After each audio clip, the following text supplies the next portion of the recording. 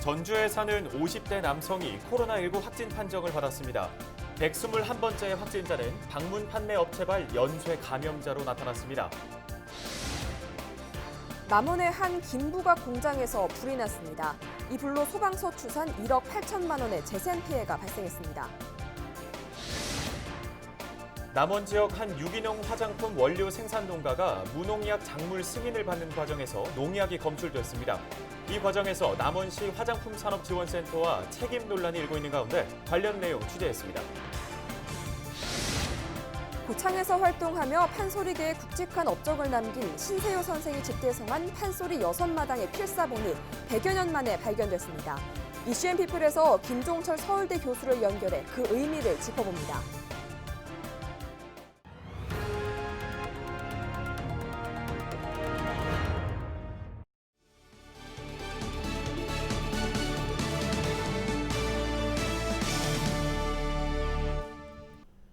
여러분 안녕하십니까? 헬로티비 뉴스 전북 시작합니다.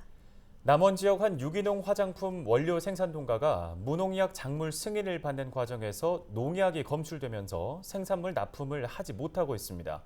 계약 재배 협약을 맺은 제조업체에게 수천만 원의 손해배상까지 해야 하는 처지인데요. 해당 농가가 남원시 출연기관인 남원시 화장품 산업지원센터 측이 심어놓은 작물이 채취됐을 가능성을 제기해 논란이 일고 있습니다. 김남호 기자가 취재했습니다. 남원시 산내면 지리산 자락에 위치한 농장입니다.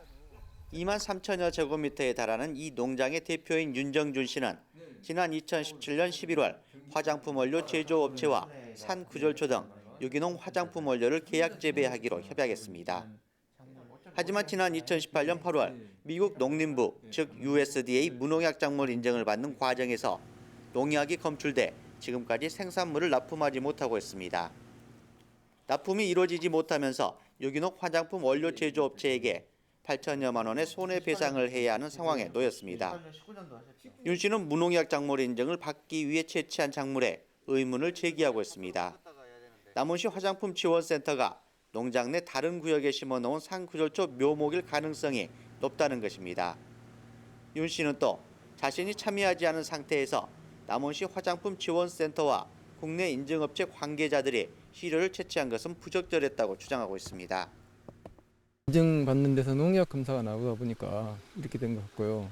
그 농약 검출이 나오는 것은 사실은 저희 여기 있는 작물로 이렇게 채취를 한 게 아니고 운봉에서 갖다 심었기 때문에 사실은 저희는 믿을 수가 없거든요.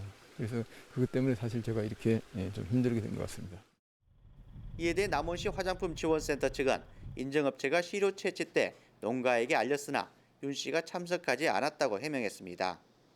센터 측은 또 문제가 되고 있는 산구절초는 심지 않았고 재배 정식 시험을 위해 캐모마일과 찔레를 심었다면서 시료 채취 작물과 관련이 없다고 반박했습니다. 남원시 화장품지원센터 측은 소송이 진행 중인 사안이라면서 공식 인터뷰는 거부했습니다. 헬로티비 뉴스 김나호입니다. 전북도 보건당국은 25일 전주에 사는 70대 노모와 50대 아들이 코로나19 확진 판정을 받았다고 밝혔습니다. 이번 확진자 발생으로 전북 지역 코로나19 환자는 국내 발생 85명을 포함해 총 122명이 됐습니다. 거동이 불편한 A씨의 어머니는 모 주간 보호센터 입소자로 전북 110번 확진자와 접촉했습니다. 도는 A씨가 어머니를 돌보면서 코로나19에 N차 감염된 것으로 추정했습니다. 남원시 운봉읍의 한 김부각 공장에서 불이 났습니다. 지난 목요일 밤 9시쯤 발생했으며 김부각 생산 장비와 건물 등이 타 소방서 추산 1억 8천만 원의 재산 피해를 낸 뒤 1시간여 만에 꺼졌습니다. 경찰과 소방당국은 공장 관계자 등을 상대로 정확한 화재 원인을 조사하고 있습니다.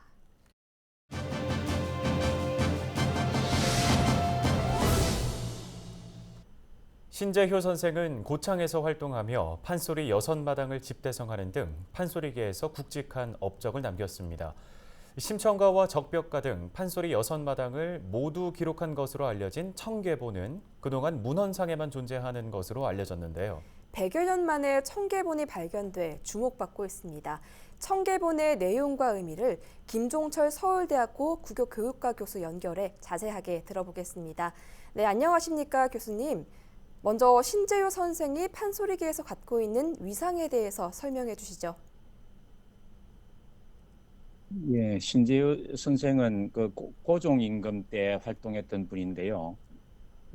판소리 사설을 개작한 거로 제일 유명하고요.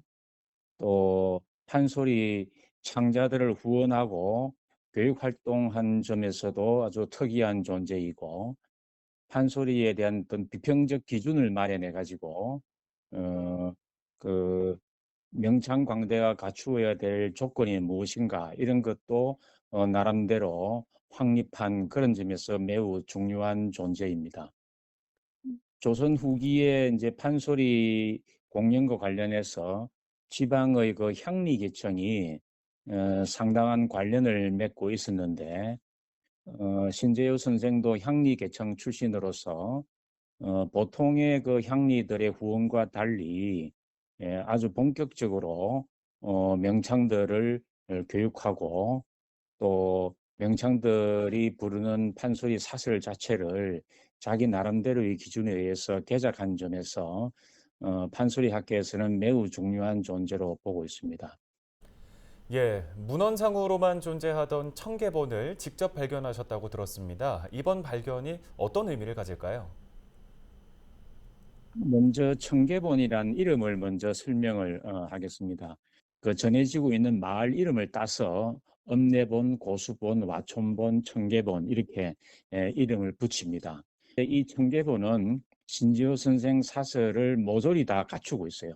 판소리 6마당의 사설을 개작했는데 이 6마당 모두를 청계본은 현재 갖고 있고, 그것뿐만 아니라 허두가, 오섬가, 얼마 전에 그 영화로도 된 도리화가, 광대가, 뭐 성조가 등 이런 시가 작품도 모조리 더 갖추고 있는 그런 겁니다. 그래서 이 청계본은 신재호 사설과 시가 작품의 전성에서 제일 중요한 존재라고 할 수 있습니다.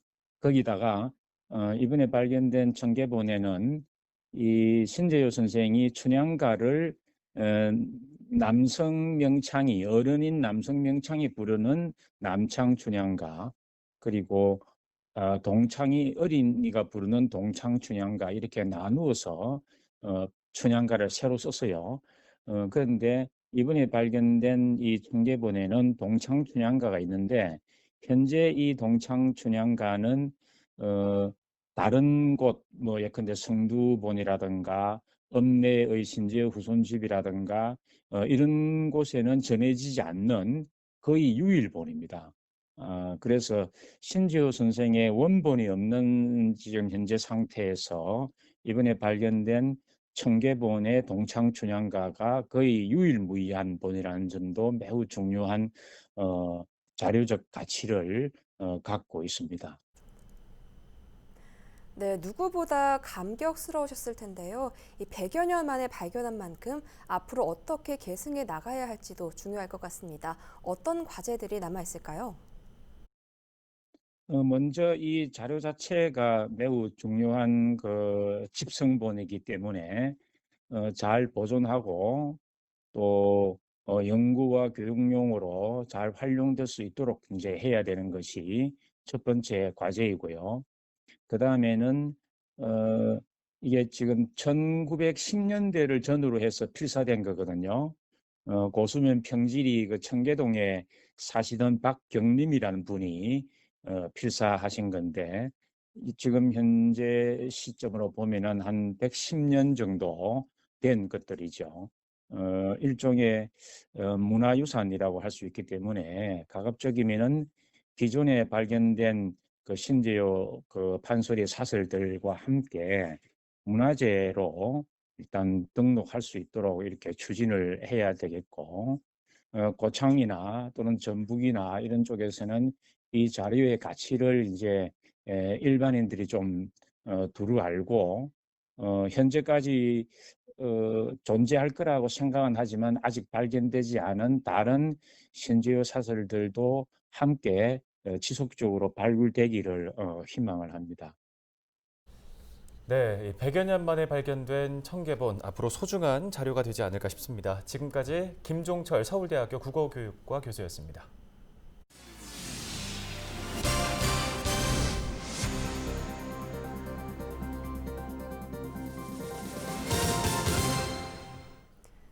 김제시가 수출기업 2곳과 252억 원 규모의 투자 협약을 체결했습니다. 마스크와 화장품, 강 구조물을 생산하는 두 기업은 김제 자유무역지역 내 16,500제곱미터, 축구장 2개만한 부지에 200억 원을 투자하기로 했습니다. 김제시는 기업 투자가 성공적으로 마무리될 경우 190명의 일자리가 창출될 것으로 기대하고 있습니다. 박준배 김제시장의 이야기 직접 들어보겠습니다. 김제시가 추진하고 있는 수출 지원 사업 등 각종 행정적 지원 성과로 앞으로도 투자기업은 물론 입주기업과 상생할 수 있도록 기업 지원에 최선을 다할 것입니다. 새만금 1~2호 방조제 관할권 분쟁에 대해 헌법재판소가 심판 대상이 아닌 각하 결정을 내리자 관련 지자체들의 희비가 엇갈렸습니다. 5년 전 중앙분쟁조정위원회가 1호 방조제 관할권을 귀속시켰던 부안군은 헌재 결정을 존중하는 한편 앞으로 남은 대법원 소송에 집중하겠다고 밝혔습니다. 2호 방조제 관할이 결정됐던 김제시는 우선 환영의 뜻을 나타내며 이번 헌재 결정이 대법원 판결에 영향을 미칠 것으로 전망했습니다. 권한쟁의 심판을 청구한 군산시는 헌재 결정의 의미를 축소하며 대법원 소송에서 위법과 부당함을 밝히겠다는 입장입니다.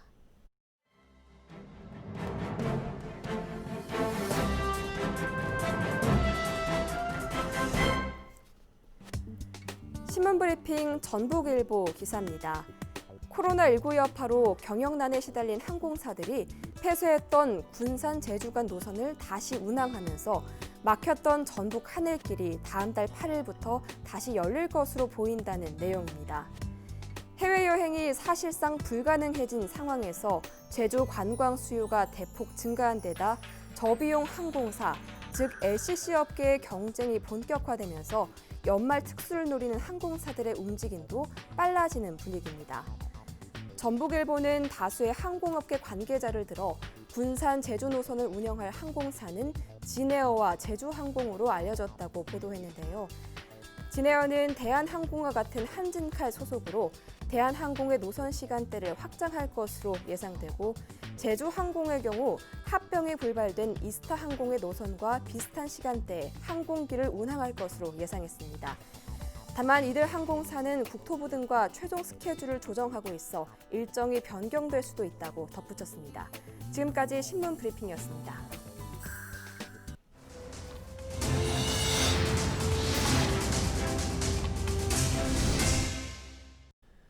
기존에 무질서하게 난립해 도시 미관을 해친다고 지적받던 상가 간판을 교체하는 사업이 정읍에서 진행됩니다.